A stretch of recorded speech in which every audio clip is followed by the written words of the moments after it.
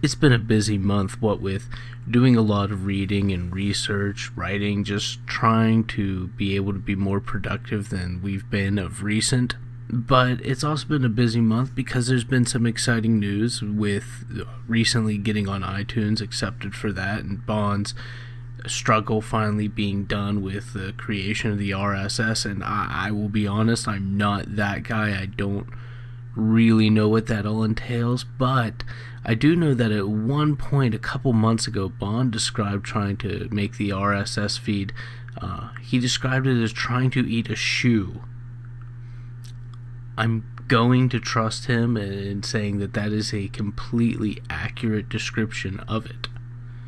Regardless, we're on iTunes now. We're still trying to get that looking nice and everything, so it'll be a little bit of a process yet, but we're there. It's really exciting because it's where we wanted to be ultimately, and I won't say much more other than we have another friend helping us out doing some research and writing and bringing up some topics.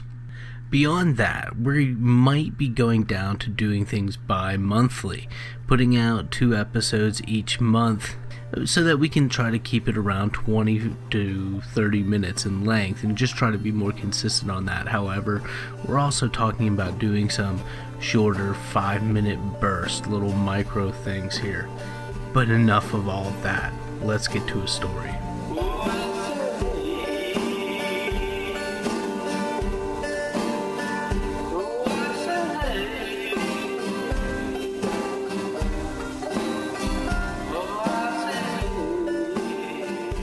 So we've been at this for a good while now, and friends are always helping us out by turning us on to new stories, and this is an example of such, though I'm nearly certain that Bond and I have driven down this very road of tonight's story and across this very bridge while out fishing. At one point earlier this month, I was pretty sure we'd even fished the creek that's mentioned in the story, but I drove by the water earlier, and I'm pretty sure we did not fish its waters. They're just too small, even for my preferences. Anyhow, just south of Hermitage, and pretty close to the junction of Route 80 and 18 near the Ohio border, is a road called Hogback Road. It's an incredible name, Hogback Road, and I've tried to find out, but I can't find how it got that name. I would like to think it's named after Archibald Hogback, but something makes me doubt that that's the case. Anyhow, it's a small country road and goes back many years. At one point, it crosses the Hogback Creek, named after Thomas Hogback. That's a lie. Anyhow, I know a lot of people from this area of the state, Sharon, Hermitage, and the Mercer County area, and several of them have told me stories of this rather innocuous road. These are a couple of those stories. In the 1980s and 1990s, a time in history for those of you who have forgotten or aren't old enough to really know, but during that period, every brooding teen was involved in the occult intimately, and every town had a chapter member of a nefarious satanic club who were up to who knows what. We learned this from various daytime talk shows who would, in later years, be relegated to doing shows about cheating, spouses, the results of which, and the evidence for, came entirely from polygraph tests. And neither of these stories were true, of course, but the satanic panic of my youth means that many local legends and myths revolve around roving bands of Satanists. Just east of the spot where the Hogback Creek runs under the Hogback Road, there is a trail. Some people believe that back in the 70s and 80s, a group of Satanists would meet at the end of this trail where a dilapidated house once stood vacant. Various rituals, including animal sacrifices, kidnapping, and torture, are said to have occurred in this house. More recently, and especially on the internet, the Satanists of yesterday have been supplanted by the Ku Klux Klan of the day before yesterday, and their tales are replete with roadside lynchings in the vicinity of the bridge.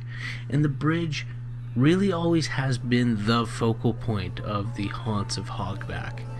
There are two stories which appear to be older than all the others, and they're nearly identical in outcome.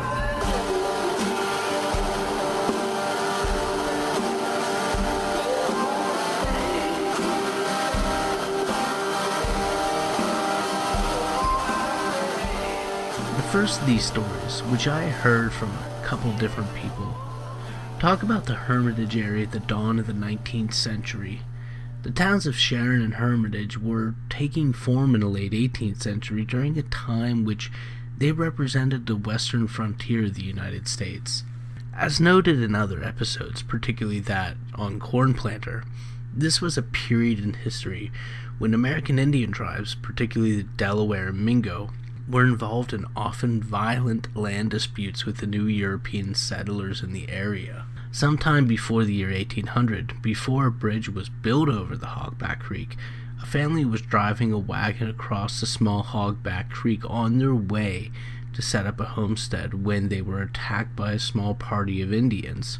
Fur trappers would find the bodies of a woman and her child sometime after the incident.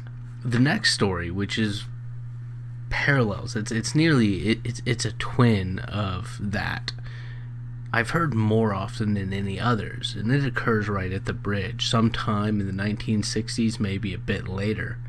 But it was before the current bridge had been built, back when the bridge over Hogback was still an old wooden thing.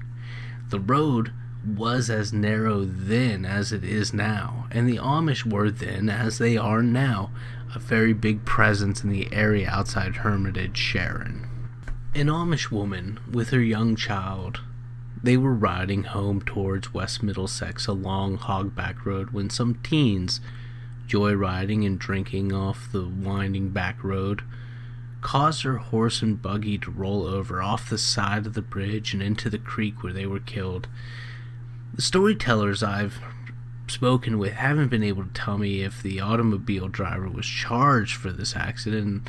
I haven't found any evidence supporting either story's validity. Regardless, both the story of the settler and of the Amish wreck, they both end with a woman, a ghostly woman with a lantern, haunting the area around the bridge, looking around at dusk and at night for her child. People say that they have seen lights in the woods near the area, particularly near the trail east of the bridge, and sometimes you can hear a wail of a distraught woman coming through time. A popular activity is to go back on Hogback Road in the evening, particularly parking near the bridge and leaving your car keys on the bridge for a little bit, after which your car is said to not start. It's a good trek back to Route 518, and it would be uncomforting with the wind blowing and your imagination chasing after you. The short of it is, I'm not going to try it, because if by coincidence it worked and my car did not, my imagination would definitely get the best of me.